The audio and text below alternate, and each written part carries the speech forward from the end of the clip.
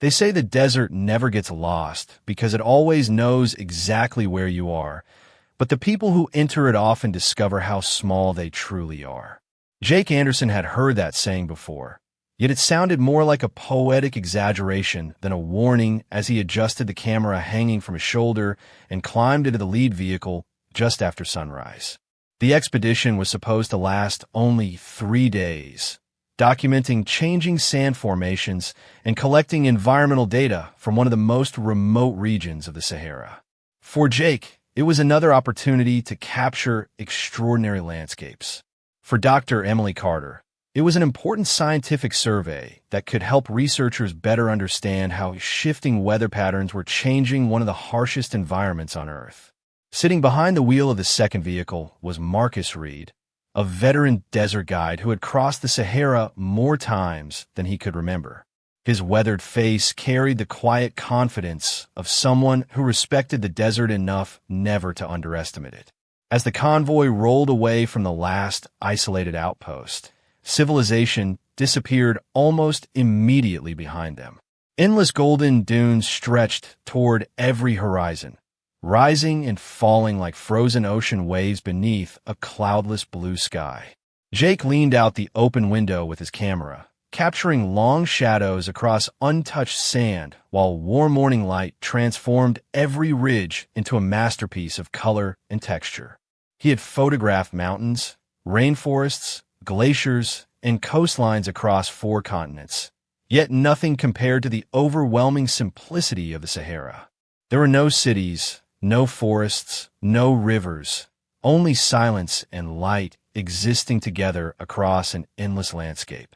Emily sat beside him, studying printed maps, weather reports, and handwritten notes, while occasionally looking through binoculars at distant rock formations that barely interrupted the sea of sand.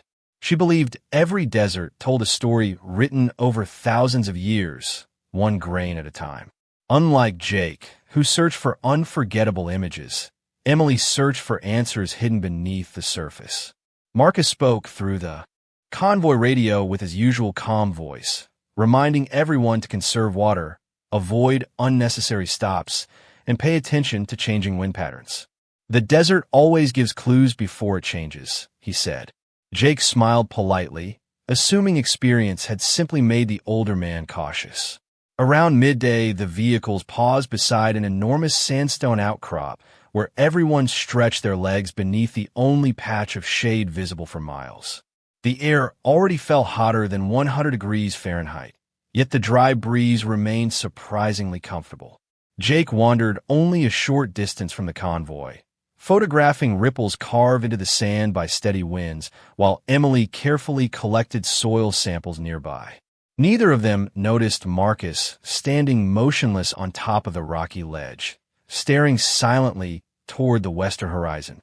When Jake finally followed his gaze, he lowered his camera without taking another picture. Far away, where the bright blue sky met the endless dunes, a strange brown line stretched across the horizon. At first it looked like distant mountains rising from the sand, but within seconds the line grew taller, darker, and wider. Marcus climbed down from the rocks with unexpected urgency before speaking into the radio. His voice remained calm, yet every word carried unmistakable weight. "Everyone back in the vehicles. Right now, that is not a cloud. It is coming much faster than it looks." Marcus Reed did not wait for questions. He waved everyone toward the vehicles with steady, deliberate movements that left no room for hesitation. Jake Anderson slung his camera over his shoulder and sprinted across the sand beside Dr. Emily Carter, who carefully secured her research case before climbing into the passenger seat. The engines roared back to life as the convoy accelerated across the dunes, tires cutting fresh tracks through the golden surface. At first, the approaching wall seemed impossibly distant, but with every passing second it grew larger, darker, and more defined. The clear blue sky slowly disappeared behind a moving curtain of sand that stretched from one horizon to the other. Marcus's calm voice crackled through the convoy. "Radio, stay close. Do not separate. Follow my tracks exactly." Jake looked through the windshield, watching the lead vehicle bounce across uneven terrain with remarkable confidence. Even from a distance, he could see Marcus making constant adjustments to avoid steep dunes and hidden ridges. Emily folded the weather maps and placed them securely inside her backpack before tightening her seatbelt. "How fast can these storms move?" Jake asked quietly without taking his eyes off the growing wall ahead. Emily glanced once through the side window before answering. "Much faster than people expect. Once it reaches us, visibility can disappear almost instantly." The wind arrived first.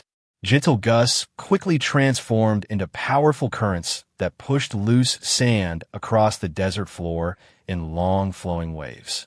Fine grains tapped against the windows like steady rain before becoming loud enough to drown out ordinary conversation. The sunlight faded from brilliant gold to a strange orange glow as the atmosphere filled with suspended dust. Jake instinctively reached for his camera, hoping to capture the extraordinary scene, but after lifting it halfway, he slowly lowered it again. Some moments demanded attention rather than photographs. Marcus spoke once more over the radio, his voice remaining controlled despite the urgency. "Everyone reduce speed. Keep visual contact. If you lose sight of the vehicle ahead, stop immediately." The convoy obeyed. Distance between the vehicles narrowed until each driver could barely distinguish the taillights ahead through the thickening haze. Then the storm arrived.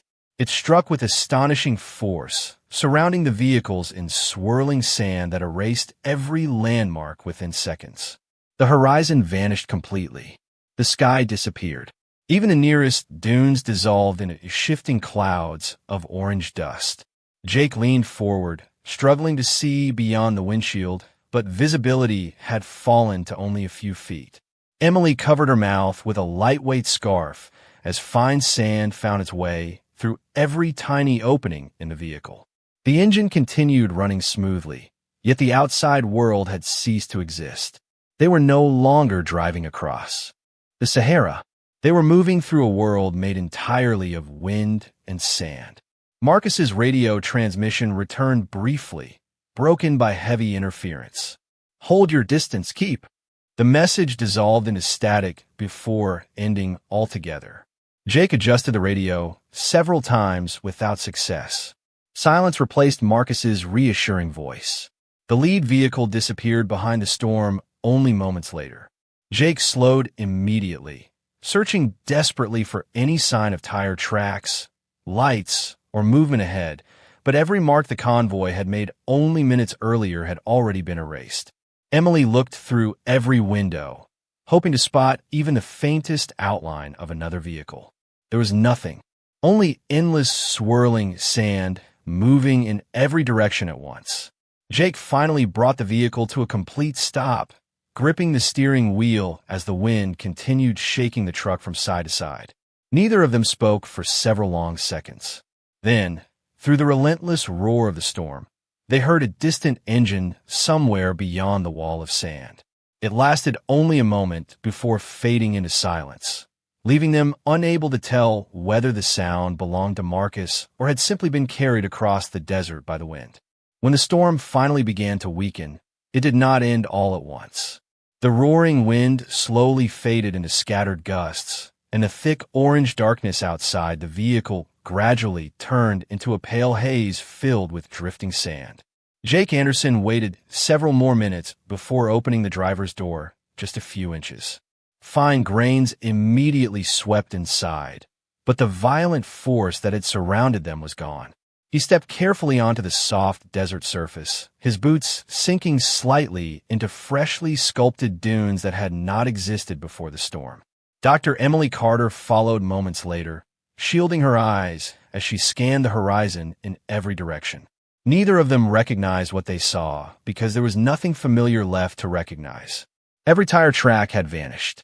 Every landmark Marcus Reed had pointed out earlier had disappeared beneath new layers of wind-blown sand. The Sahara had erased every sign that people had ever crossed it. Jake climbed onto the roof of the vehicle, hoping for a better view. The landscape stretched endlessly beneath a brilliant blue sky that had returned as though the storm had never happened. Rolling dunes shimmered beneath the afternoon sun, rising and falling toward every horizon without interruption. No vehículos, no movement, no distant figures, only silence so complete that Jake could hear his own breathing. Emily switched on the satellite navigation unit, watching the screen with growing concern. It searched repeatedly before displaying an error message.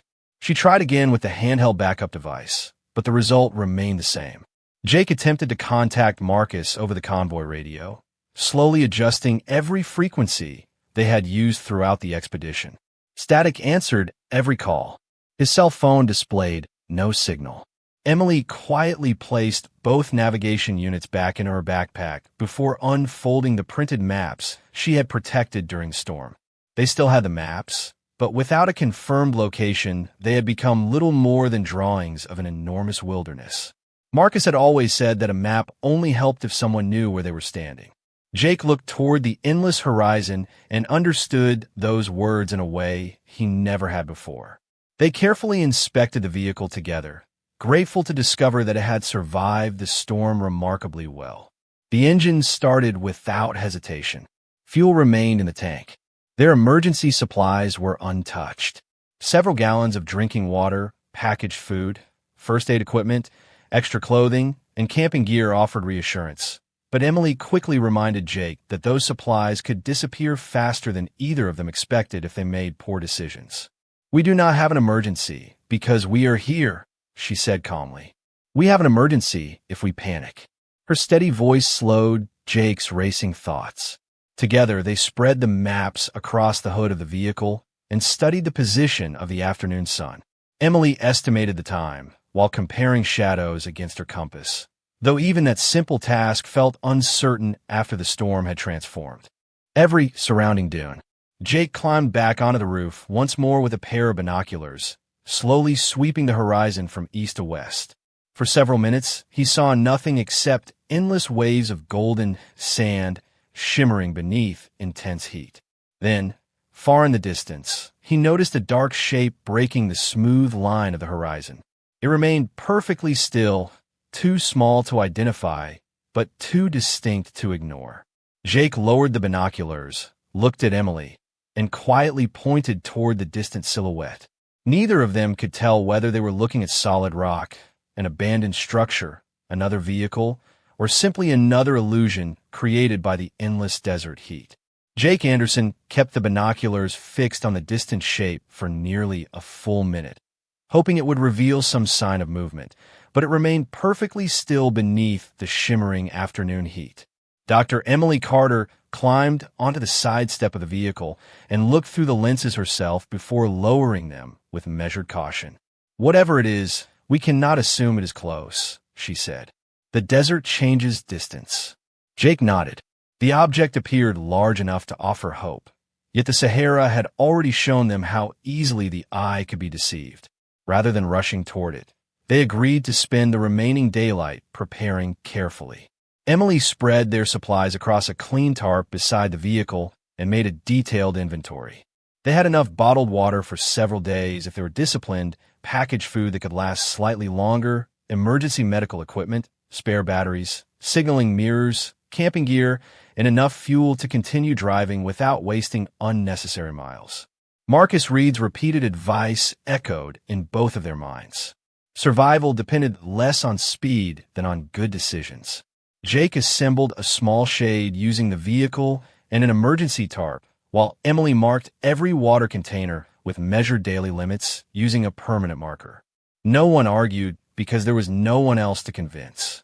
The discipline they created now would determine every decision that followed. As the sun slowly drifted lower, the desert transformed again. The unbearable heat softened into warm air, and long shadows stretched gracefully across the dunes. Jake climbed onto the roof one more time with his camera, not to capture beautiful photographs, but to study the surrounding landscape. The mysterious dark shape still rested on the horizon, now slightly easier to distinguish in the gentler evening light. It appeared more like a rocky formation than a vehicle, though certainty remained impossible from such a distance. Emily compared the position of the setting sun with her compass and printed maps before proposing a cautious plan. They would remain where they were overnight, allowing temperatures to fall and avoiding unnecessary travel during the hottest hours. At first light, they would drive toward the distant landmark while carefully tracking their direction and conserving both fuel and water. Jake agreed immediately. The plan felt practical instead of desperate, and that alone restored a small measure of confidence. As darkness settled across the Sahara, an entirely different world emerged. The sky filled with countless brilliant stars, brighter than either of them had ever seen, untouched by city lights or distant highways. Emily looked upward with quiet admiration before identifying familiar constellations that generations of explorers had once used to navigate the world's great deserts. Jake listened carefully, realizing that long before satellites and digital maps, people had crossed landscapes like this guided only by experience, patience, and the night sky above them.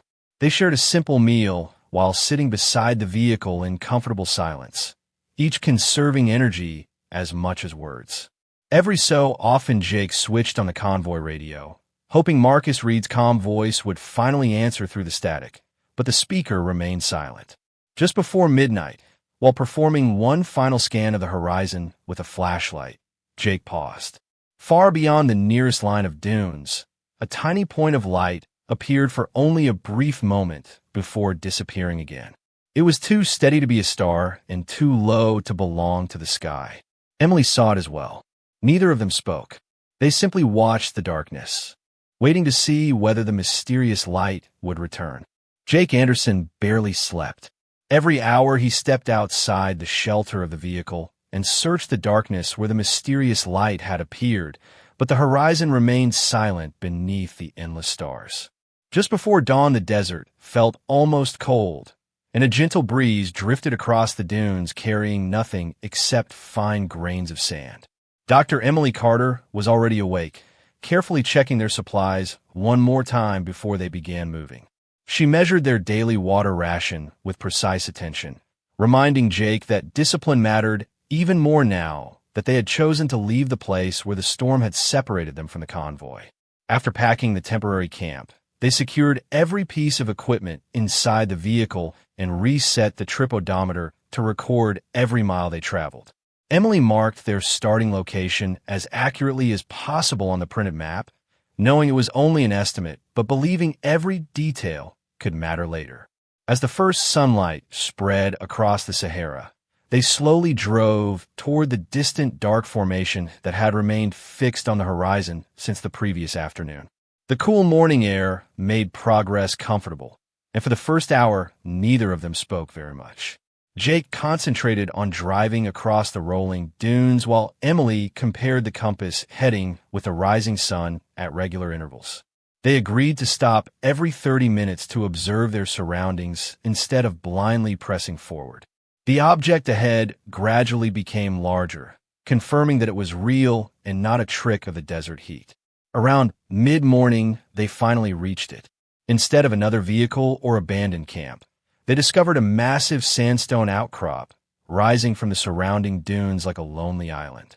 Time and wind had carved deep grooves into its surface, creating natural shelves that offered welcome shade from the strengthening sun. Jake parked beside the rock formation, and both of them climbed to the highest point they could safely reach. From there, the view extended for miles in every direction.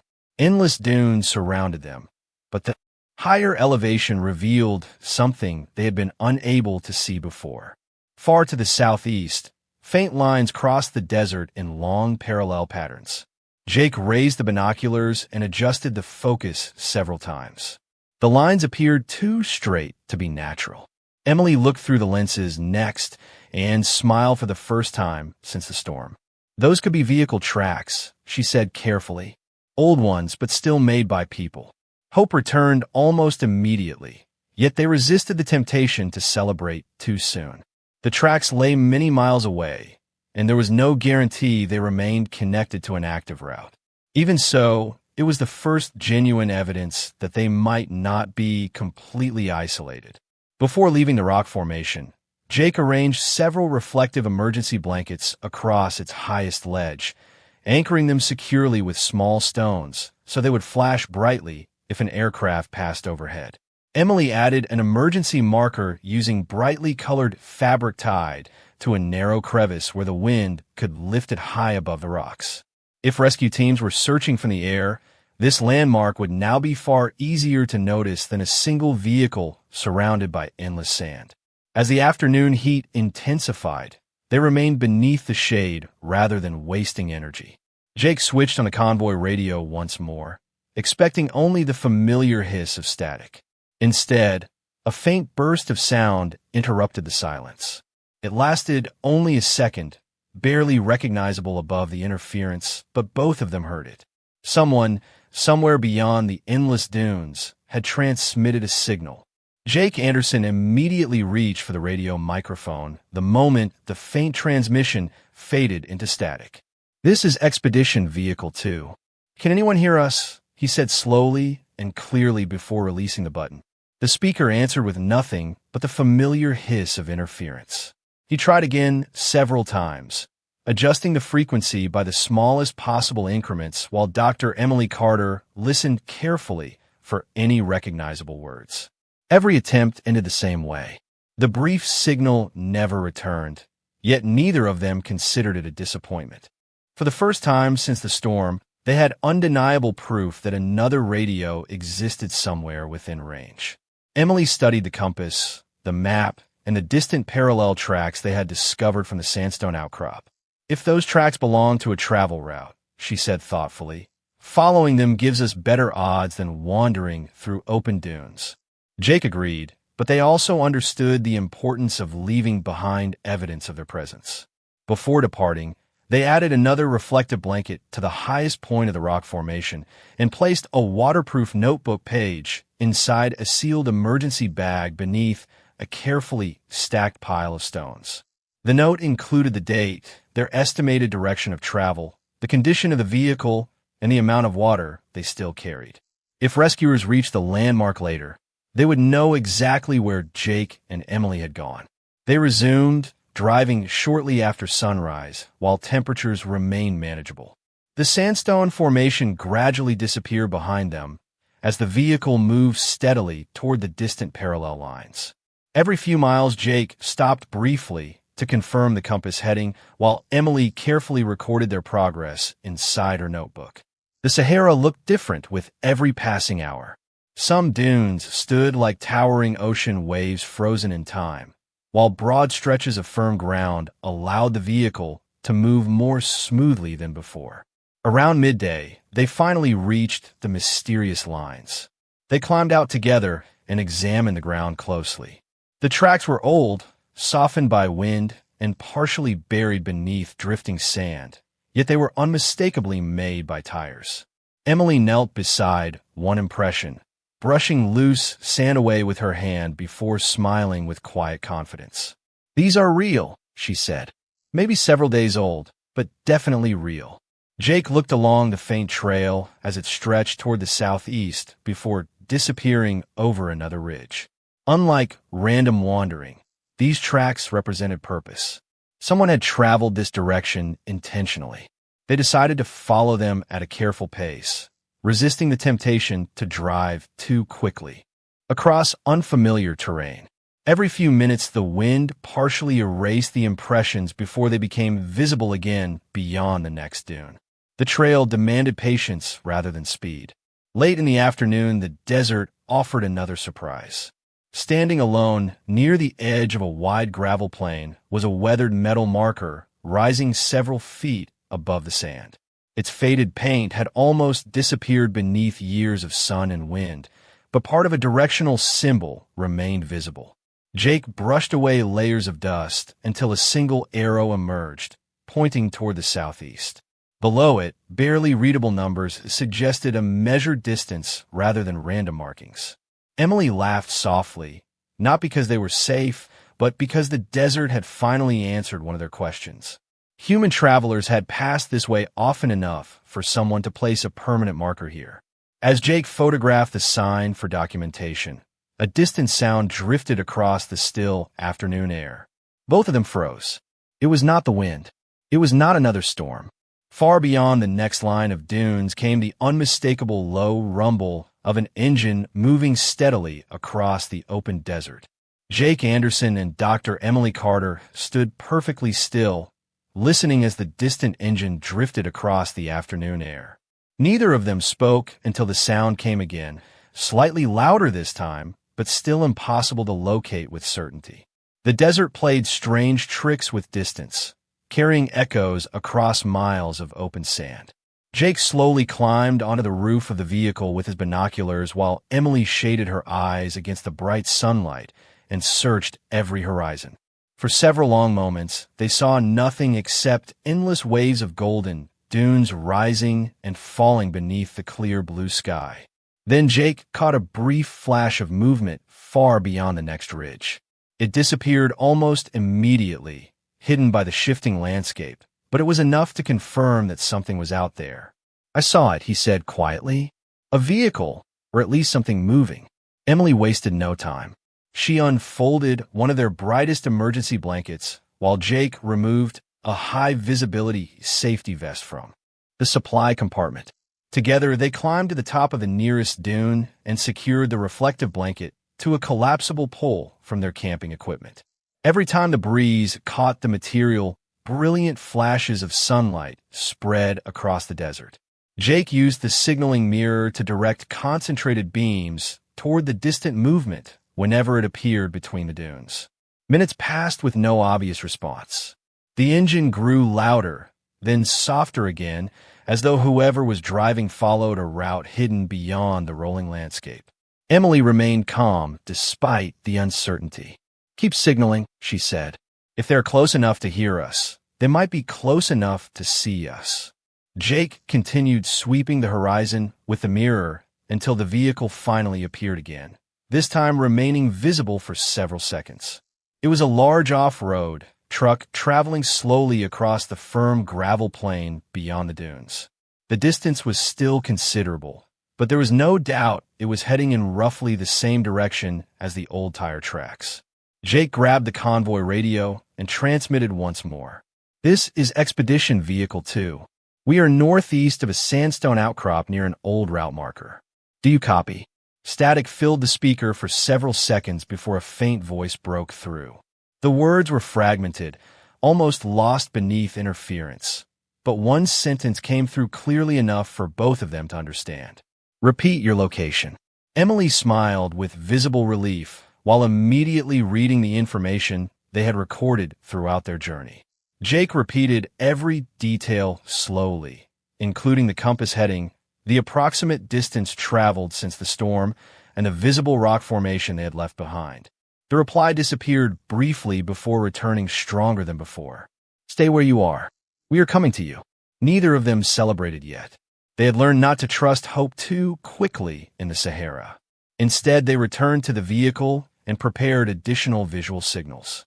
Jake arranged reflective blankets across the roof, while Emily positioned brightly colored emergency markers around the truck in a wide circle that could be seen from a distance. Less than 30 minutes later, the off-road vehicle climbed over the nearest ridge and rolled steadily toward them. As it approached, Jake recognized the familiar shape of the expedition convoy. Behind the windshield sat Marcus Reed, smiling with unmistakable relief as he brought the vehicle to a gentle stop beside them. Before anyone spoke, Marcus stepped out, looked at both of them carefully, and simply nodded. "I knew you would make good decisions," he said quietly. "Now, let us all go home together." Marcus Reed waited until both vehicles were parked side by side before explaining what had happened after the storm. When the wall of sand swallowed the convoy, he had immediately stopped as planned, but the shifting wind had separated every vehicle within minutes. Once the storm passed, the remaining members regrouped at the last confirmed position and began searching every likely route while carefully expanding the search area. Marcus never believed Jake Anderson and Dr. Emily Carter would leave the desert without a plan. He knew they would conserve supplies, remain together, and look for recognizable landmarks instead of driving aimlessly across the dunes. That confidence had guided every decision the search team made. Emily listened quietly before showing Marcus the notes she had recorded throughout their journey. Every compass heading, every estimated distance, every landmark, and every supply count had been written down with remarkable precision. Marcus studied the notebook and smiled with genuine admiration. "This made it easier for us than you realize," he said. "You thought like explorers instead of victims." Jake looked toward the weathered route marker they had discovered earlier and realized how many small choices had slowly guided them back toward safety. They had never relied on luck alone. They had relied on patience, observation, and discipline. Before leaving the area, Marcus insisted on visiting the sandstone outcrop where Jake and Emily had placed their emergency signals. The reflective blankets still shimmered brightly beneath the afternoon sun, and the sealed note remained protected beneath its carefully stacked stones. Marcus nodded approvingly before placing the message inside his backpack. "If we had arrived here first," he said, "this would have told us exactly where to continue looking." The convoy resumed its journey together as the sun slowly drifted toward the western horizon. Driving once again in formation brought an unexpected sense of comfort. The same endless dunes surrounded them, yet everything felt different now. The silence of the Sahara no longer seemed threatening. Instead, it carried a quiet reminder of how quickly confidence could become humility. As evening approached, the expedition reached a small desert operations station where satellite communication had already informed the staff that the missing team members had been found. Fresh drinking water, warm meals, and shaded shelter awaited every traveler. Jake accepted a bottle of cold water and stood outside for several minutes before taking the first sip, appreciating something so ordinary in a way he never had before. Emily contacted her family using the station radio, speaking calmly even though relief filled every word. Marcus completed the official expedition report, but devoted more space to the decisions that had led to survival than to the storm itself. According to him, the most important lesson was not how dangerous the Sahara could become. It was how preparation, teamwork, and clear thinking could overcome fear when every familiar reference disappeared. Later that evening, Jake stepped outside the station with his camera. The setting sun painted the dunes in deep shades of gold, orange, and crimson. For the first time since the expedition began, he raised the camera and pressed the shutter. This photograph felt different from every image he had taken before. It was not simply a beautiful landscape. It was a reminder that the desert had tested every belief he carried into it and had quietly replaced certainty with respect. As darkness settled over the horizon once again, Marcus walked over beside him and pointed toward the stars beginning to appear above the endless sand. "Tomorrow," he said with a calm smile, "the desert will look peaceful again, exactly as though none of this ever happened. But the people who crossed it will never see it the same way again."